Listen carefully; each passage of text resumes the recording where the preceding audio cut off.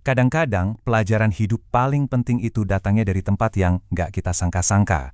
Kayak hari ini nih, kita bakal bongkar isi buku pelajaran anak kelas 6 SD. Dan percaya deh, di dalamnya itu ada panduan lengkap soal demokrasi, bikin anggaran, sampai ngomongin masa depan uang. Keren kan? Nah, ini dia nih sumbernya, bab 6, judulnya Liburan Perpisahan Kelas. Kelihatannya sih simpel ya, cuma cerita anak-anak mau liburan. Tapi jangan salah, di balik cerita yang kelihatannya sepele ini, ternyata ada pelajaran yang dalam banget soal gimana cara kita ngambil keputusan, ngatur duit, bahkan sampai ke hakikat uang itu sendiri. Oke, yuk kita bedah lebih dalam lagi. Pertanyaannya kan, gimana sih caranya ngajarin hal-hal rumit kayak gini ke anak-anak? Nah, buku ini tuh punya cara yang asyik banget. Teori yang jelimet diubah jadi kayak sebuah petualangan seru. Oke, perjalanan kita mulai dari sini. Dari sebuah tantangan yang ya sebenarnya mendasar banget di masyarakat manapun. Gimana caranya sekelompok orang yang maunya beda-beda bisa sampai pada satu keputusan bareng? Jadi ceritanya simpel aja. Ada satu kelas, mereka punya uang tabungan, dan tujuannya satu, liburan perpisahan. Tapi ya namanya juga banyak orang kan? Pasti banyak maunya juga kan? Nah, disinilah pelajaran pertamanya dimulai. Dan gak pakai lama, langsung muncul konflik. Ada satu murid namanya Zaki, dia ini mempertanyakan ide dasarnya. Bukan cuma nolak salah satu pilihan tujuan, tapi dia menantang ide liburan itu sendiri loh. Alasannya, duit.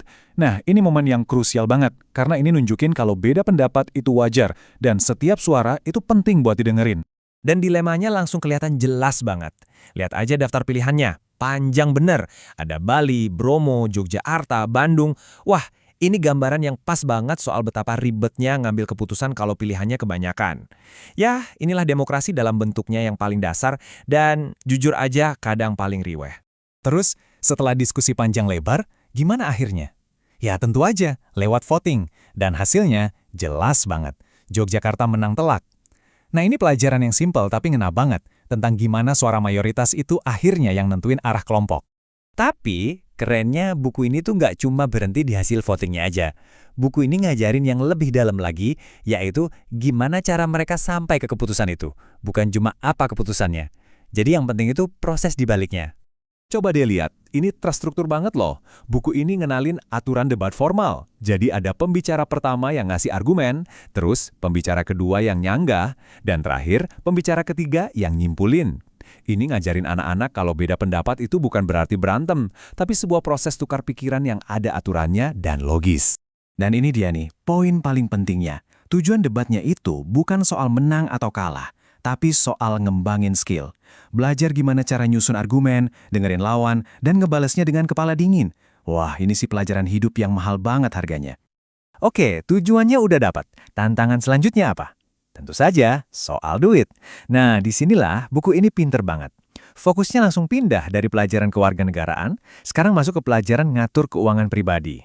Buat ngatur duit, anak-anak ini dikenalin sama satu alat yang keren banget, namanya skala prioritas.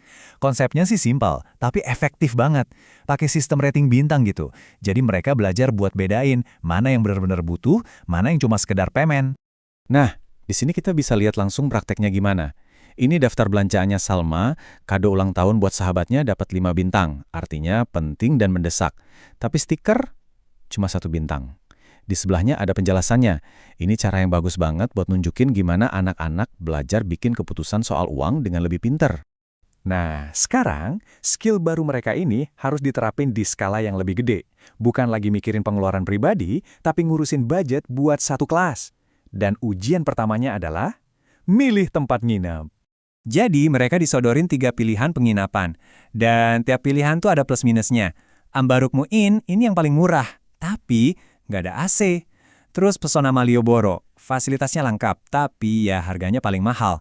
Kalau Grand Tugu, kapasitasnya kecil. Wah, ini sih pilihan yang susah. Dan disinilah pelajaran utamanya.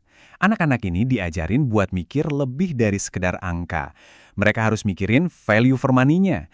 Kira-kira harga murah itu sepadan nggak sama fasilitas yang hilang? Atau fasilitas mewah itu beneran pantas nggak dibayar lebih mahal? Ini kan benar-benar cara berpikir kritis yang kepake di dunia nyata. Dari urusan rencanain liburan yang spesifik banget, buku ini ngajak kita mikir lebih luas lagi. Ke pertanyaan yang lebih gede, sebenarnya uang di zaman digital kayak sekarang ini tuh apa sih? Jadi buku ini ngejelasin konsep uang jadi 2 jenis. Pertama, uang kartal. Ini uang fisik yang bisa kita pegang, kayak uang kertas dan koin. Kedua, uang giral. Ini uang yang nggak kelihatan wujudnya, kayak saldo di rekening, di kartu, atau di e-wallet. Nah, perbedaan mendasar ini yang nentuin cara kita transaksi sehari-hari. Gambar ini benar-benar ngegambarin kondisi kita sekarang deh. Satu dompet isinya ada uang kertas rupiah, tapi ada juga macam-macam kartu. Ya, kita emang hidup di dunia hybrid, di mana uang fisik sama uang digital itu jalan bareng. Dan di tengah-tengah penjelasan teknis soal uang, buku ini balik lagi ke sisi manusianya. Ada kutipan dari Hana yang ngena banget. Dia bilang, aku baru merasa benar-benar punya uang kalau memegang bendanya. Ini kan soal psikologi uang ya. Buat banyak orang, megang uang fisik itu ngasih rasa aman, rasa nyata, yang mungkin gak kita dapat pas cuma lihat angka di layar HP. Nah, sekarang kita udah mau sampai di akhir nih. Coba kita lihat lagi deh caranya buku ini ngajar.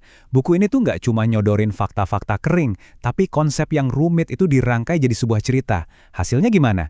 Ya belajar jadi nggak kayak beban, malah jadi kayak petualangan yang bikin kita penasaran pengen tahu akhirnya gimana. Jadi, sebagai penutup, ada satu pertanyaan buat kita renungin bareng-bareng. Buku pelajaran ini ngasih kita model yang keren banget. Tapi kan tantangannya makin kesini makin berkembang. Pas uang jadi makin abstrak, makin nggak kelihatan wujudnya, gimana cara kita mastiin kalau pelajaran soal nilai, prioritas, dan milih dengan bijak itu nggak hilang gitu aja? Mungkin jawabannya ya kayak yang kita lihat hari ini, mengubah pelajaran-pelajaran penting jadi cerita yang nggak gampang dilupain.